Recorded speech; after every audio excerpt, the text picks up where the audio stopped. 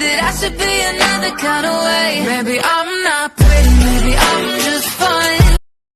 Bismillahirrahmanirrahim. Assalamualaikum warahmatullahi wabarakatuh. Selamat pagi anak-anak ibu semuanya. Gimana kabarnya hari ini? Alhamdulillahirabbil alamin. Kita ucapkan puji syukur kehadiran Allah Subhanahu wa taala karena berkat rahmat dan karunia-Nya kita bisa berkumpul di kelas yang kita cintai ini dalam rangka proses belajar mengajar. Salawat serta salam kita kirimkan buat arwah junjungan kita, yakninya Nabi besar Muhammad sallallahu alaihi wasallam. Allahumma shalli ala Sayyidina Muhammad wa ala ali Sayyidina Muhammad.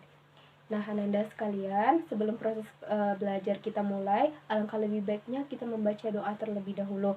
Kepada ketua kelas, silahkan pimpin doanya ya.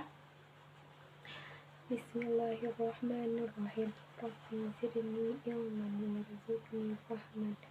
Amin. Nah, alhamdulillah. Sekarang selanjutnya Ibu akan mengambil absen terlebih dahulu. Nah, Ananda semua, kira-kira ada teman yang nggak hadir hari ini? Masya Allah, alhamdulillah kita semua hadir ya. Baik Ananda semua. Nah, sekarang sebelum proses pembelajaran, Ibu harapkan kepada anak-anak Ibu semuanya untuk menyimpan hal-hal yang tidak berkaitan dengan pembelajaran hari ini. Dan Ibu harap Ananda semua bisa memfokuskan pikirannya hanya untuk pelajaran kita ya. Nah, sebelum pelajaran kita mulai, Ibu mau bertanya, kira-kira apa materi kita hari ini? Ada yang tahu? Ada yang tahu nggak? Nah, betul sekali. Kita hari ini belajar tentang materi Al-Quran dan Hadis sebagai pedoman hidup. Nah, di sini Ibu akan mau menjelaskan dulu apa manfaat kita mempelajari materi hari ini. Kita sebagai umat Islam, kan kita udah tahu kalau kitab suci kita itu adalah Al-Quran dan juga sunnah Nabi atau hadis Nabi itu juga sebagai pedoman hidup bagi kita sebagai umat muslim. Nah, tujuan dari kita mempelajari materi hari ini adalah diharapkan agar anak-anak ibu nantinya setelah pembelajaran ini bisa lebih bersemangat dalam menjalani kehidupan, bisa lebih bersemangat menjadikan Al-Quran dan hadis itu sebagai pedoman hidup kita, sehingga insya Allah hidup kita nantinya akan lebih tertata lagi, sehingga kita berada dalam jalan yang lurus dan tahu apa saja hal-hal yang menjadi perintah bagi Allah dan apa saja yang dilarang oleh Allah terhadap kita. Nah, sebelum menyampaikan materi, Ibu akan menyampaikan dulu apa saja tujuan pembelajaran kita hari ini. Jadi dari pembelajaran kita hari ini diharapkan kita bisa mencapai tujuan pembelajaran kita itu ada dua, yaitu yang pertama, siswa mampu untuk memahami apa sih pengertian dari Al-Quran dan hadis. Dan yang kedua, yaitu siswa mampu memahami apa fungsi dari Al-Quran dan hadis sebagai pedoman hidup. Nah,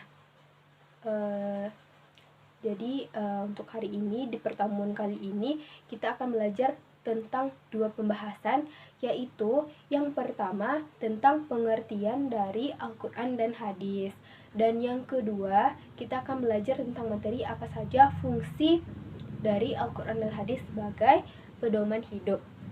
Nah, Ananda semuanya, pada pertemuan kali ini Ibu akan membagi Ananda nantinya menjadi dua kelompok, yang mana kelompok tersebut akan membahas materi tentang apa itu fungsi dari Al-Quran dan hadis dalam kehidupan.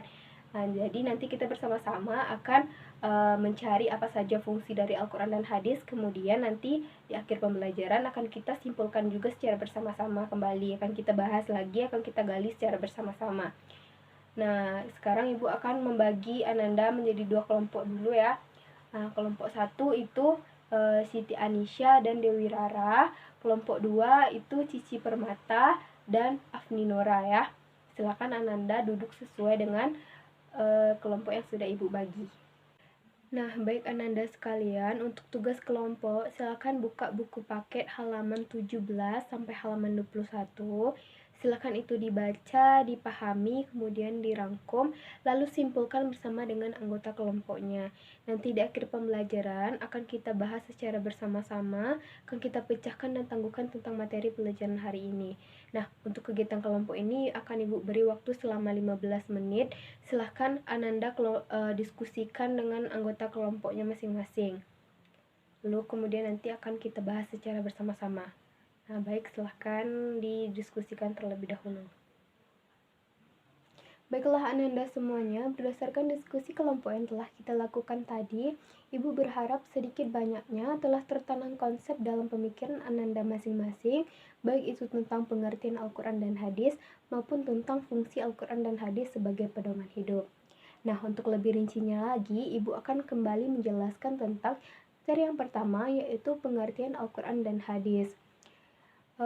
Kita masuk kepada pengertian Al-Quran. Apa itu pengertian Al-Quran? Bisa dilihat di sini bahwa Al-Quran itu sebagai kitab suci umat muslim, itu yang kita ketahui secara umum ya. Nah, sekarang kita akan membahas pengertiannya secara bahasa. Secara bahasa, Al-Quran berasal dari kata qara'a, yaqra'u, qira'atun, dan Qur'anan, yang artinya adalah sesuatu yang dibaca atau bacaan. Jadi artinya secara bahasa Al-Quran itu adalah sesuatu yang dibaca atau bacaan. Itulah pengertian secara bahasanya.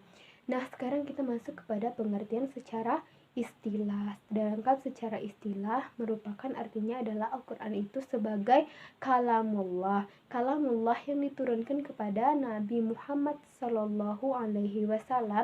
dan sampai kepada kita secara mutawatir, serta membacanya berfungsi sebagai ibadah. Jadi itulah pengertian Al-Quran secara istilah, yaitu bentuk kalamullah yang diturunkan kepada Nabi Muhammad SAW dan turunnya itu secara mutawatir atau secara berangsur-angsur, tidak sekaligus saja semuanya.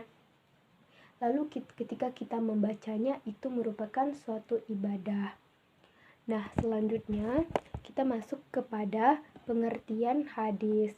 Pengertian hadis ini juga ada secara bahasa maupun secara istilah. Yang pertama kita masuk dulu secara bahasa, apa pengertiannya? Pengertian hadis secara bahasa itu berasal dari kata hadasa. Hadasa itu berarti sesuatu yang baru, peristiwa, mudah, perkataan, cerita. Jadi itu artinya secara bahasa. Apa tadi? Artinya yaitu baru, peristiwa, mudah, perkataan, dan cerita. Lalu apa sih pengertian hadis secara istilah? Nah, pengertian hadis secara istilah adalah segala sikap, perkataan, perbuatan, dan penetapan atau persetujuan atau takrir Rasulullah SAW. Jadi itu berupa perkataan, perbuatan dari Rasulullah SAW. Jadi itulah pengertian dari hadis secara istilah. Nah, dari penjelasan Ibu yang tadi, apakah ada pertanyaan dari Ananda seputar pengertiannya? Jika ada, tolong angkat tangannya. Nah, baiklah Ananda semuanya, sekarang kita masuk kepada poin yang kedua, yaitu tentang fungsi Al-Quran dan hadis sebagai pedoman hidup. Nah, fungsi Al-Quran dan hadis merupakan pedoman dan landasan bagi kaum muslimin dan dalam menjalankan kehidupan, karena di dalamnya terdapat berbagai aturan, baik yang berhubungan dengan aturan dunia maupun dengan aturan akhirat. Nah, dengan petunjuk dan ajarannya dapat membimbing manusia ke jalan yang benar dan tidak tersesat, sehingga seseorang ataupun masyarakat akan memiliki kepercayaan dan akidah dan insya Allah akan memperoleh kebahagiaan dunia dan akhirat. Nah, dengan membaca Al-Quran ini sangat banyak manfaat yang bisa kita ambil, diantaranya yaitu Al-Quran itu berfungsi sebagai petunjuk. Jadi dia bisa menjadi petunjuk bagi kehidupan seseorang. Yang kedua, sebagai pengobat, artinya ketika seorang manusia merasakan kesedihan, kegelisahan, kegundahan, maka Al-Quran bisa menjadi penyembuh dan penenang jiwa. Selanjutnya yang ketiga, dalam Al-Quran juga terdapat peringatan bagi orang-orang yang bertakwa. Nah, di sana dijelaskan hal-hal yang menjadi sesuatu yang dilarang dan diperintahkan oleh Allah terhadap manusia. Nah, sedangkan untuk hadis, fungsi hadis sendiri adalah di dalam hadis itu biasanya untuk memperjelas isi Al-Quran, memperjelas hukum-hukum yang ada di dalam Al-Quran. Baiklah Ananda semuanya, dalam pembelajaran kita pada hari ini, dari semua penjelasan Ibu tadi, kira-kira apakah ada yang masih belum dipahami atau ada pertanyaan? Baik, sepertinya tidak ada. Nah, Ibu harap Ananda semua memang sudah paham ya, dan untuk lebih pahamnya lagi, tolong tetap diulangi lagi di rumah pelajaran tentang materi hari ini, sehingga konsepnya lebih tertanam kuat di pikiran kita masing-masing. Nah, untuk tugas, silahkan Ananda kerjakan itu soal di LKS halaman 35. Ya, silahkan kerjakan soal esai nomor 1-5 dan dikumpulkan minggu depan ya. Nah, untuk materi minggu selanjutnya yaitu kita akan belajar tentang akhlak tercela. Silakan anak-anak ibu sekalian juga tetap baca-baca lagi di rumah ya, sehingga ada juga konsepnya sedikit-sedikit. Jadi nanti di minggu selanjutnya lebih gampang kita dalam belajar. Nah, itulah pembelajaran kita hari ini. Sekian karena waktu juga sudah habis. Kita tutup dengan membaca hamdalah. Alhamdulillahirabbil alamin. Ibu sudahi dengan Assalamualaikum warahmatullahi wabarakatuh.